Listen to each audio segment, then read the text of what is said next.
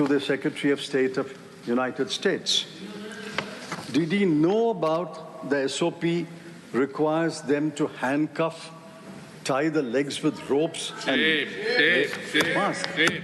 If he knew about it, did he protest to Mr. Rubio? If he did not protest, why did he not protest? And the most important question, did the External Affairs Minister... Are you yielding?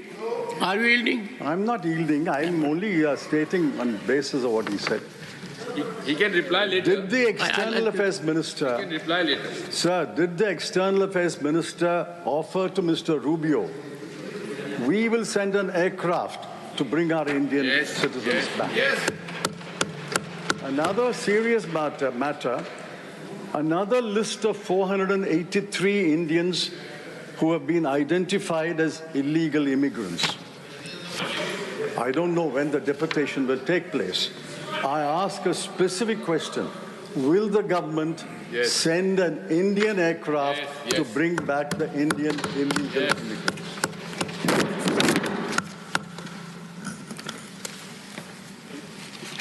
Now I go to the Finance Minister's trump card.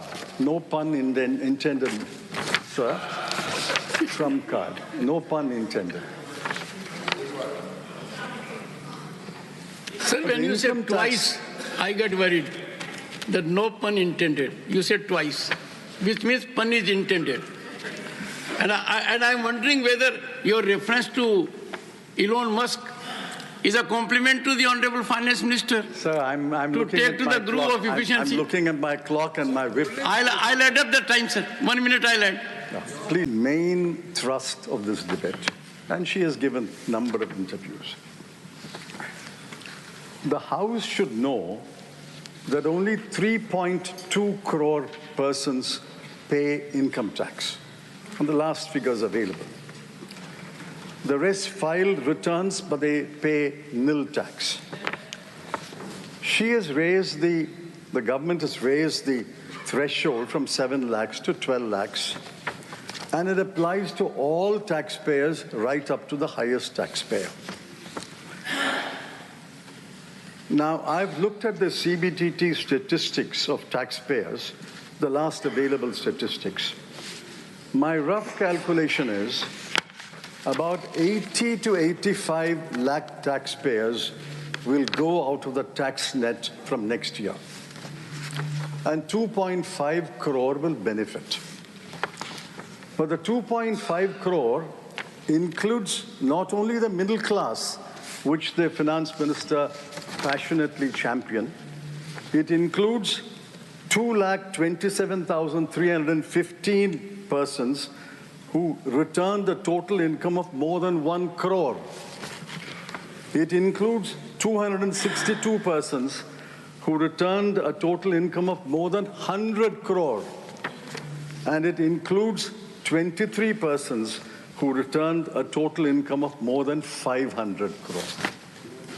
So this is not benefiting the middle class alone, which I welcome, but it's benefiting the very rich and the richest in the world. Yes. Finance ministers also claimed that she had foregone 1 lakh crore rupees. Yet she has claimed that the net tax revenues to the center will grow by 11.1% in 25-26. In 24-25 also it grew by 11%. So it's about the same number. After foregoing 1 lakh crore,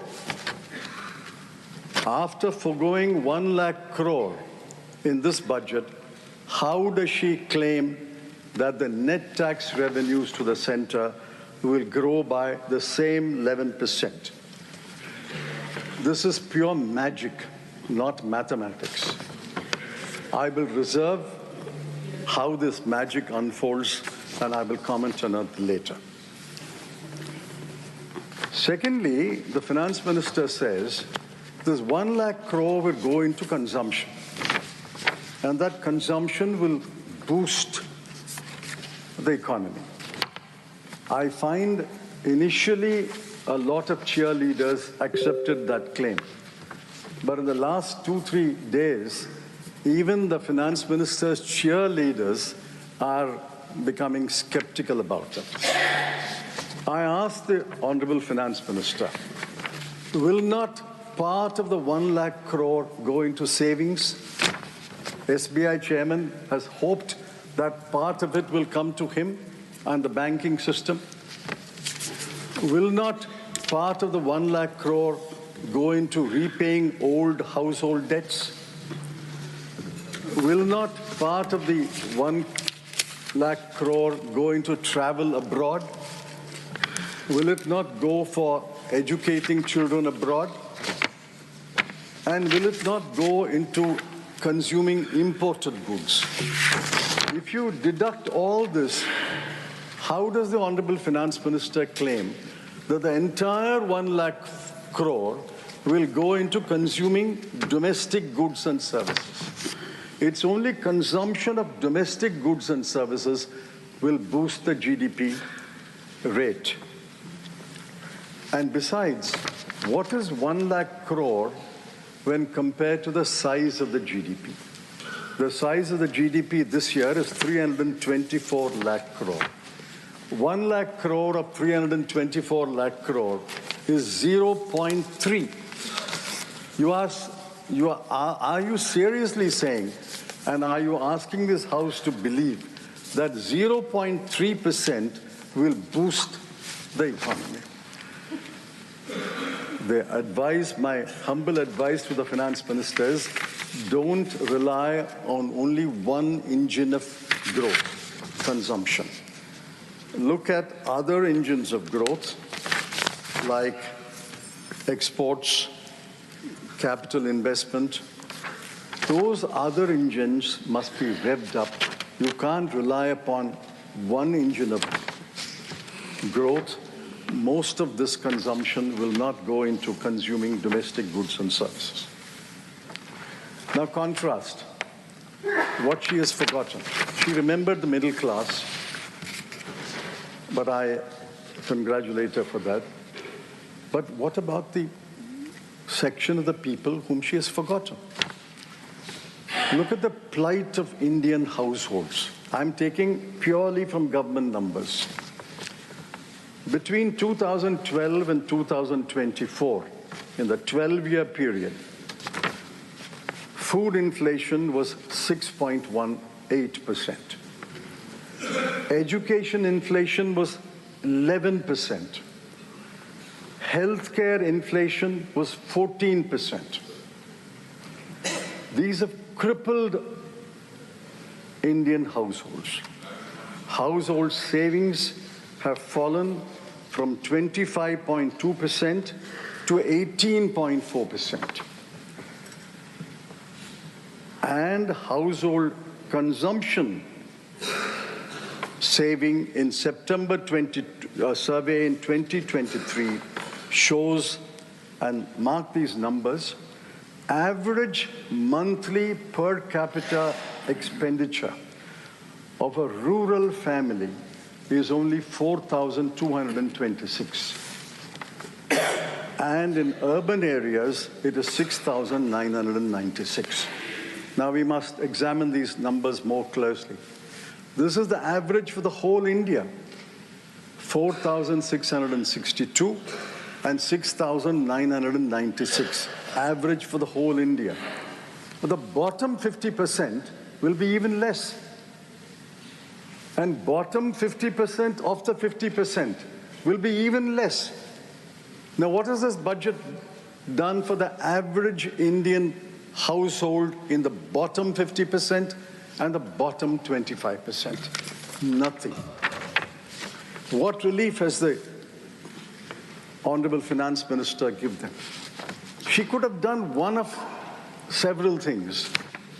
I'm not saying she should have done all the 4 things that I'm mentioning. She could have done one of several things. One, instead of cutting income tax, or along with cutting income tax, she should have cut the GST. Everybody pays GST. The richest and the poorest pay in GST. She could have cut GST. She could have cut the tax on petrol and diesel.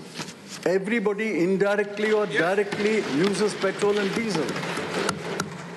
She could have increased the Maganrega daily wage. She could have increased that rate because the poorest are the ones who are going to Maganrega work.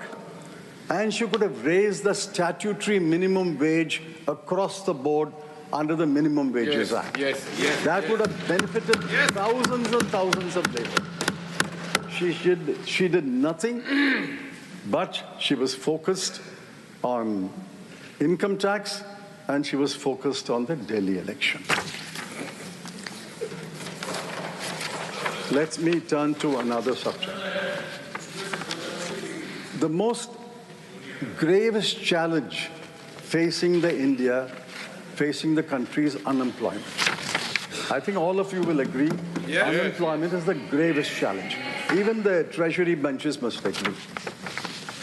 Now, the periodic labor force survey, popularly known as PLFS, concluded that unemployment rate is 3.2%. Now, if the unemployment rate is 3.2%, and that the economic survey also repeats that, if the unemployment rate is 3.2%, I'm sure the London School of Economics, as well as every other university, teaches us that any unemployment rate less than 5% is equal to full employment. I won't get into the intricacies. If unemployment rate has fallen to 3.2%, why should we worry? We should all be happy because it's full employment according to economic theory.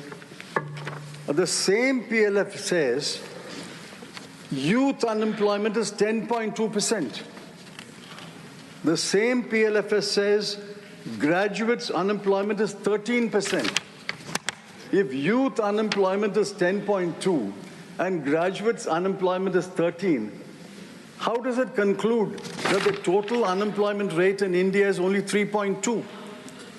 For every job, for 100 jobs, there are 1 million applicants. For 1,000 jobs, there are several million applicants. The economic survey, sir, I quote, we need to create 78.5 lakh non-farm jobs every year until 2030. I asked the Honorable Finance Minister, what is her plan? What is the way forward to create 78 lakh non-farm jobs between now and 2030? They will be in government until 2029. So the bulk of the period is their government. They should tell us clearly a path to create 78 lakh jobs every year until the end of the government. Sir, the next I come to the famous PLI. The budget has 8 lines of expenditure on employment generation. I've looked at it closely. If I'm wrong, the Honorable Finance Minister will correct me. There are 5 lines of expenditure under PLA. There's 1 line of expenditure called New Employment Generation Program. There is 1 line called Prime Minister's Employment Generation Program. There's 1 line called Skill India. I don't know the differences between these acronyms. What is the difference between Prime Minister's New Employment Generation Program and the New Employment Generation Program? We don't have a new PM, we have the same PM. On the 8 lines in the current year, mark these numbers, sir. On the 8 lines together, I've got the breakdown, but I'm taking all 8 lines of expenditure. In the current year, The budget allocation when she presented the budget last year was 28,318 crore. This is the gravest challenge. You allocated 28,318 crore. But what will you spend? By March 31, you will spend only 20,035 crore. Why are you not spending 8,000 crore on the challenge, which is the gravest challenge facing the country? Yes. The PLI scheme is a spectacular failure. Yes. Otherwise, you would have spent this money. Employment generation is a spectacular failure. Now I look at another aspect. The wages of salaried male worker as well as female worker, but I'm giving the numbers of the male worker. The wages of salaried male worker has fallen in the last 7 years from 12,665 per month to 11,858 per month. This is own numbers. From 12,665 to 11,858. The wages of self-employed male worker has fallen from 9,454 per month to 8,591 per month. So what is the position, sir?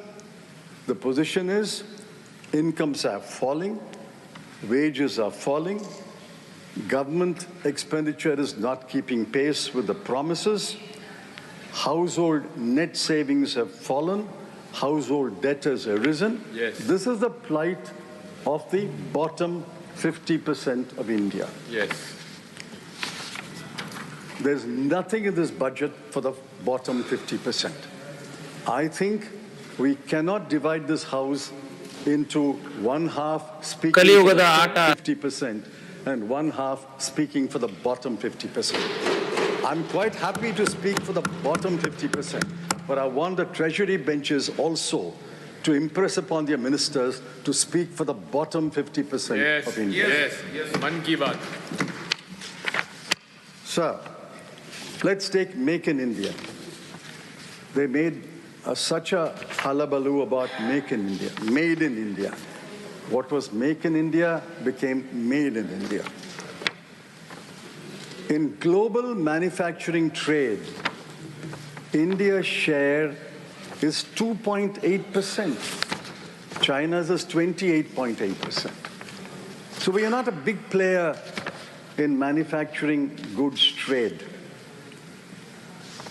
The share of India's manufacturing in the GDP has fallen under this government. Yes. And I give the numbers from the economic survey. 2014, it was 15.07%. 2019, it has fallen to 13.46%. And 2023, it is 12.93%. These are the numbers of the World Bank. Economic survey has proportions in the GVA, but that has also fallen from 17% to 14%.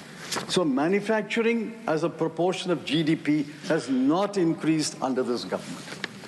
So manufacturing is a spectacular failure. PLI is a spectacular failure. So what has this government got to boast about after the last 11 years? I come to my penultimate point. Now, budget is about numbers. I don't want to burden the House with numbers, but I have to mention some numbers. So the budget is about numbers. Now, the FM, Honorable FM, claimed in a number of interviews that she has not only met the fiscal deficit target, but has improved upon the fiscal deficit target. Absolutely true. If you look at the numbers, 4.9, achievement was 4.8.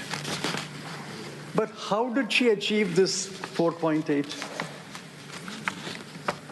She cut capital expenditure by the central government by 92,682 crore. Not revenue expenditure, sir. Capital expenditure by the central government was cut by 92,682 crore.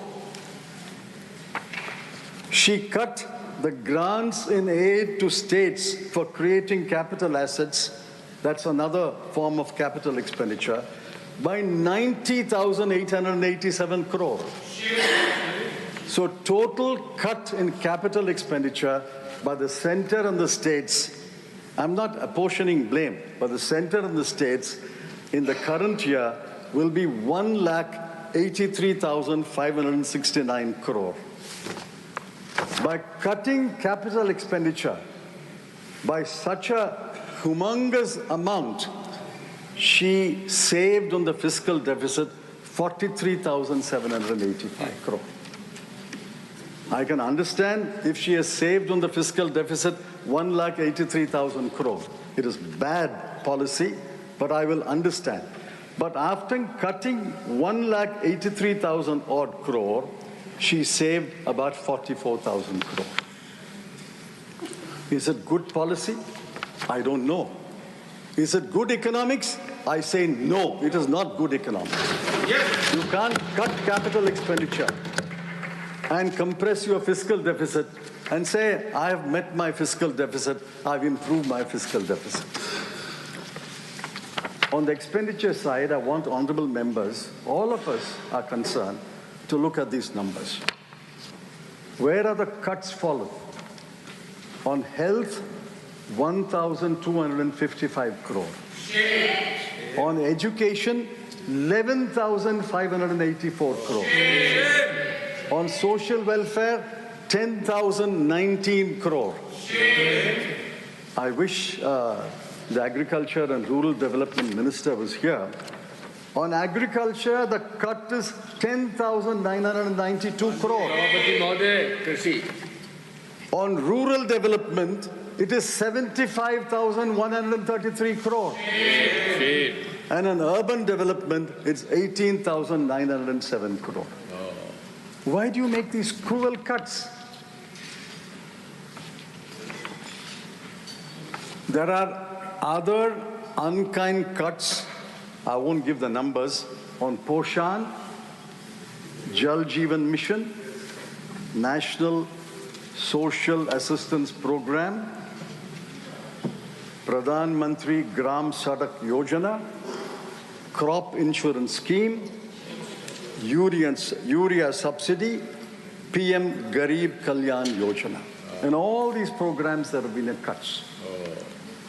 The most cruel cuts are, I hope I'm pronouncing this correctly, sir, Anusuchit Jati Yojana. Anusuchit Jati Yojana. 1,340 crore has been cut. Young Achievers Scholarship, 455 crore. Post-Metric Scholarship for Scheduled Caste, 860 crore. Program for Development of Scheduled Tribes, 670 crore. You cut money for Scheduled Caste, Scheduled Tribe, and Anusuchit Jati. And you say, I have reached my fiscal deficit, I've improved my fiscal deficit. Look at the grand announcements in this budget. One grand announcement was Urban Challenge Fund, para 58 of the budget speech. I was impressed. Urban Challenge Fund, 1 lakh crore was announced. What is the allocation? 10,000 crore. Jal Jeevan Mission, para 55 of the budget speech. Jal Jeevan Mission says, we have provided water to 80% of the population of India, and we will provide for the remaining 20%. We are therefore extending the scheme. The budget estimate for the current year was 70,163 crore. Actual expenditure is 22,614 crore. I mean, this is pure magic, sir. You don't spend 1/4 or 1/3 of your money, and you claim that everybody has been provided water. Now I come to my last point. Sir, you will give me 1 more minute. I would say, I would. I'd undertake it. Yeah. Now, what did the CEA say? The Chief Economic Advisor is a reasonably autonomous office. I'm glad the Honorable Finance Minister has given him the freedom to speak his mind and to be frank and forthright. I congratulate the Honorable Finance Minister in the end for that also. What did he say? Get out of the way. Yes. It's all we are saying, get out of the way. In a different context. Deregulate. Deregulation drives growth.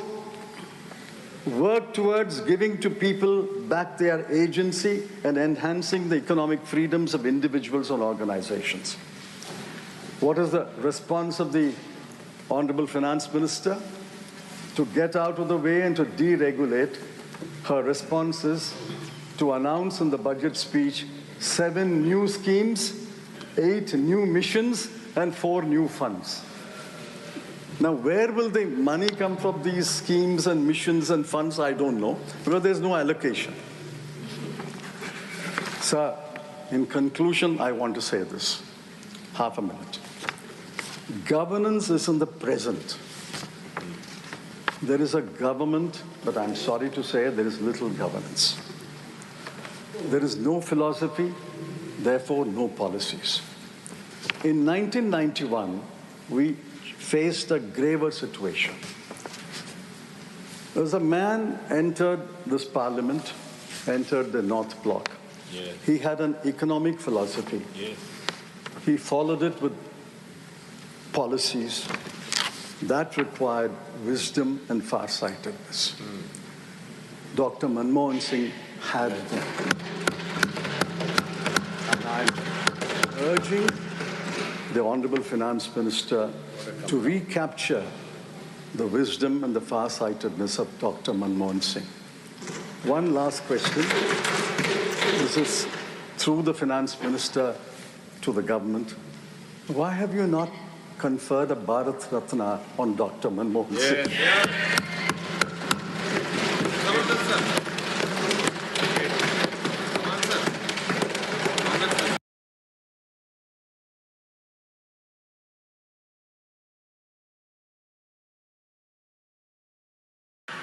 Thank you very much, ladies and gentlemen. Welcome once again to the Business Today, India Today Budget Roundtable. To get an opposition perspective, we are joined by the perspective of the largest opposition party. We are joined by the former finance minister, 9-time finance minister on 9 budgets that he's delivered.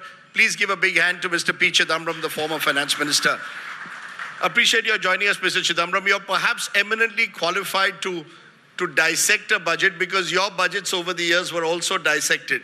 So I want you to be fair and objective to the extent that you can be, and tell me what was the best thing you saw in Nirmala Sitharaman's budget this year and the worst